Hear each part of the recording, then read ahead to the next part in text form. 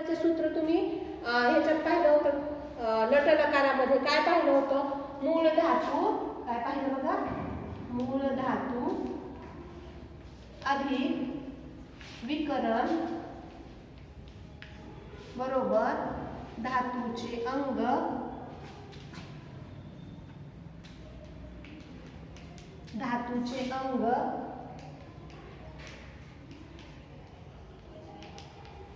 अधिक प्रत्यय बरोबर क्रियापदाचे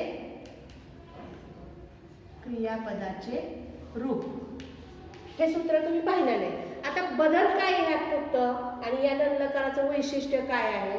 तर अ हा आगम, मूळ धातूच्या अगोदर येणारा अ हा आगम. अ म्हणजे काय? अ हा एक अक्षर आहे, स्वर आहे, आणि तो आगम आहे म्हणजे काय? अगोदर येतो म्हणून त्याला आगम म्हटलेले.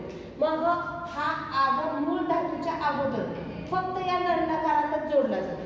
इतरत्र कुठल्याही काळात तो आगम जोडला जात नाही. म्हणून हा आगम आहे, हा जो आहे हे या ललकाराचं काय आहे? महत्त्वपूर्ण वैशिष्ट्य आहे. याच्यावरनं सुद्धा तुम्हाला तो धातू, ते क्रियापद ललकाराचं आहे हे तुम्ही सहज ओळखू शकता आगमवरून. मग आता याचे प्रत्यय बघूया. प्रत्यय कोणकोणते आहेत याचे? तर परस्मैपद पद, आत्मनेय पद असे दोन प्रकारचे प्रत्यय आहेत. परस्मैपद पद आणि आत्मनेय पद.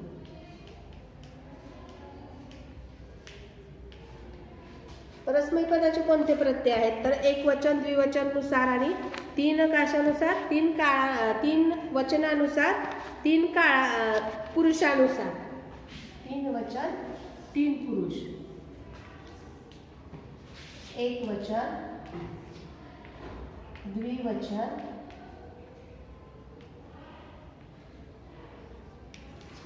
बहुवचन त्याचबरोबर पुरुष.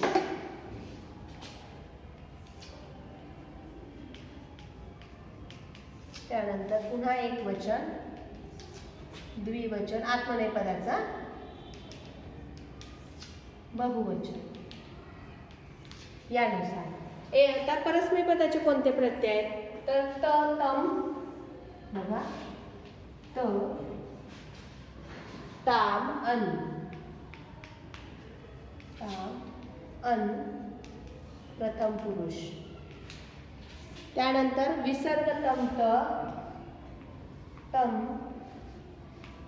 त, विसर्ग तम, त, मध्यम पुरुष. आणि अम व म,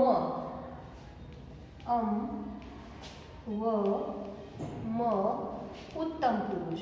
हे झाले परस्मैपद पदाचे ललकाराचे प्रत्यय झाले. आणि आत्मनेय पदाचे कोणते प्रत्यय आहेत? तर आत्मनेय पदाचे प्रत्यय आहेत त, इताम, अंत, त, इताम, अंत, थाहा, इथाम, ध्वम, थाहा, इथाम, ध्वम, आणि ई, वही, मही. हे झाले आत्मनेय पदाचे हे 9 प्रत्यय, परस्मैपद पदाचे हे 9 प्रत्यय. आता आपल्याला गणानुसार धातू घ्यायचे. पहिल्या गणाचा धातू बघूया, चौथ्या गणाचा, 6व्या गणाचा आणि 10व्या गणाचा.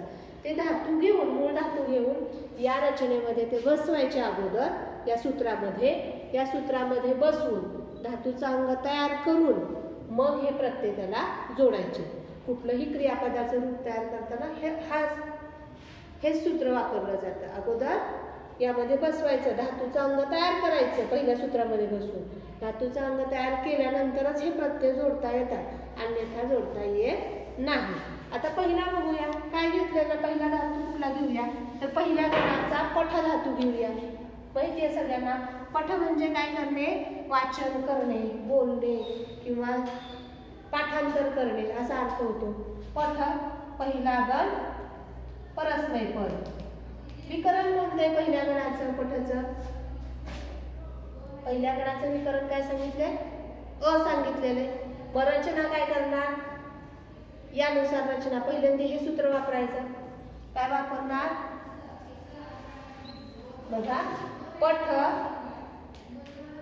बघा अधिक मूळ धातू काय येणार पठ विकरण काय येणार दिसते ना सगळ्यांना विकरण त्यानंतर काय करायचं आता याचा मग धातूचा अंग तयार करायचं काय येणार अधिक पठ अधिक काय झालं च्या पठच्या अगोदर जोडलं की अपठ झालं त्यानंतर पुढचा हा स्वर आहे आणि हा मागचा म्हणजे मूळ धातूचा शेवटचे अक्षर काय आहे व्यंजन आहे ते व्यंजन कसे परत अर्धा वर्ण शिकवले की नाही अर्धा वर्ण कधी पूर्ण होतो हा अर्धा वर्ण किंवा अर्धा अक्षर जेव्हा कोणताही स्वर त्यामध्ये मिसळला जातो तेव्हाच तो वर्ण पूर्ण होतो बरोबर आहे शिकवले की नाही तुम्हाला म्हणजे सगळी व्यंजनं काय आहेत आपली अर्धे वर्ण आहेत 33 व्यंजनं जी संस्कृत मध्ये आहेत ती सगळी कशी आहेत अर्धे वर्ण आहेत उदाहरणार्थ हे क असं लिहिलं जातं त असं लिहिलं जातं बरोबर आहे की नाही पण जेव्हा स्वर मिसळतो आपण सगळे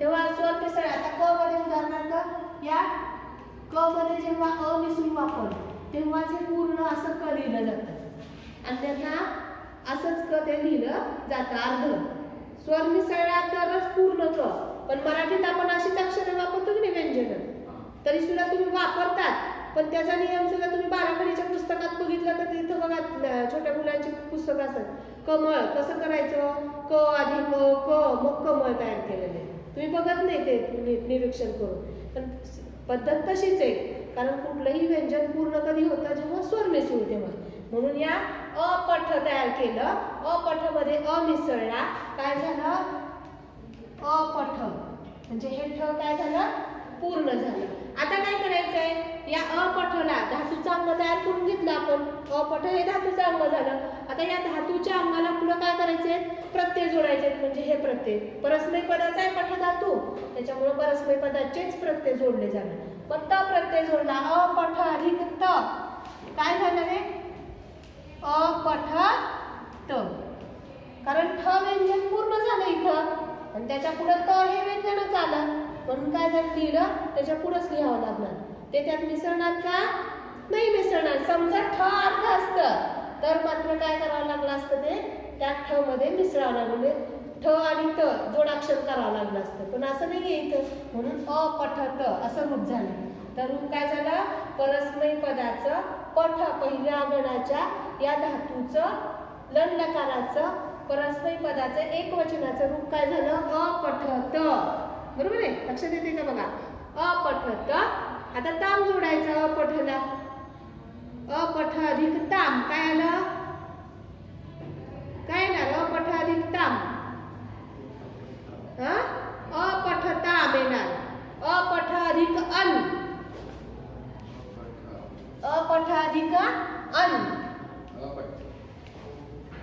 आता हा ठ व्यंजन आहे स्वर आहे ठ मध्ये मिसळ आहे ऑलरेडी आपण बरोबर आहे आणि या प्रत्ययाची सुरुवात या स्वराने झाली म्हणजे अधिक आला तिथं स्वराच्या पाठोपाठ स्वर येतोय तिथं म्हणून या दोन्ही पैकी एक लोप पावतो आणि फक्त न राहतो म्हणून काय झालं अपठण असं रूप तयार झालं अपठण त्यानंतर विसर्ग आहे मग काय येणार अपठच्या अगोदर पुढे नुसता विसर्ग द्यायचा अपठ ह नुसता द्यायचा विसर्ग पण उच्चार करताना ह असा उच्चार होतो त्याचा अपठ ह अपठतम अपठत अपठम आता अन सारखंच म लागणार फक्त तिथं अपठम काय होणार निघून जाणार म फक्त राहणार अपठम आता व आणि म जोडताना मात्र काय करायचंय बदल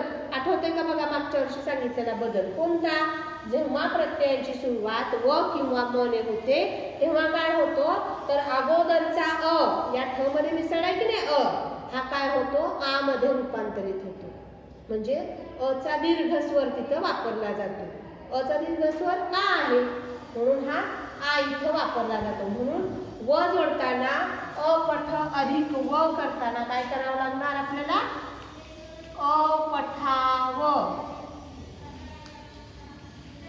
का तर वने सुरुवात आहे प्रत्ययाची म्हणून अगोदरचा ठा मध्ये रूपांतरित केला अगोदरचं आ मध्ये रूपांतरित झाले म्हणून अपठाव